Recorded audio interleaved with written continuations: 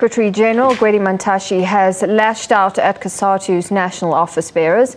Mantashe says problems facing COSATU are not insurmountable and need experienced leadership.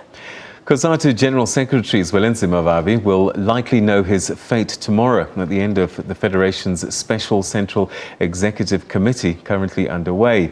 In a media conference held on Sunday, Vavi challenged his fellow COSATU National Office Bearers to boot him out.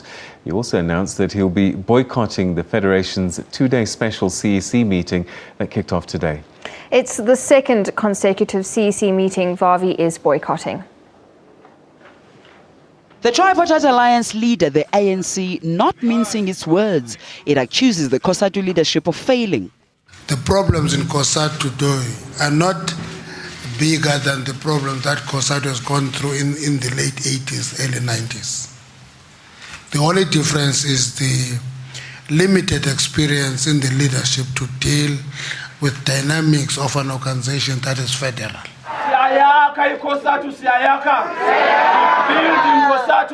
But at COSATU headquarters, it would seem the writing is on the wall, and it's now just a matter of time.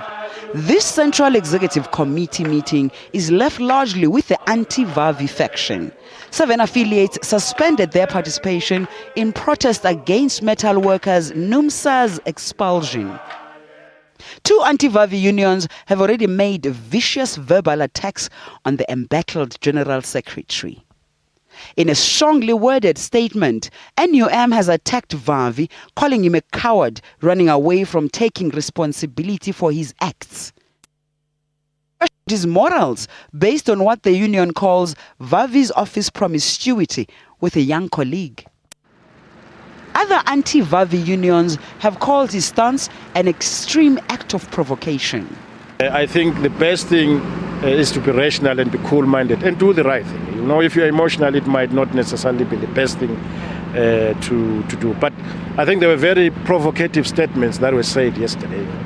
You see, in life, when somebody stands at a particular point and say other people are corrupted and not talking to himself as one of the subject when he's in the spotlight, and don't say, I might have made my contribution and I think I'm sorry about this and that, it becomes a problem. But I think this meeting that sits today shall speak to that and make sure that this thing comes to an end once and for all.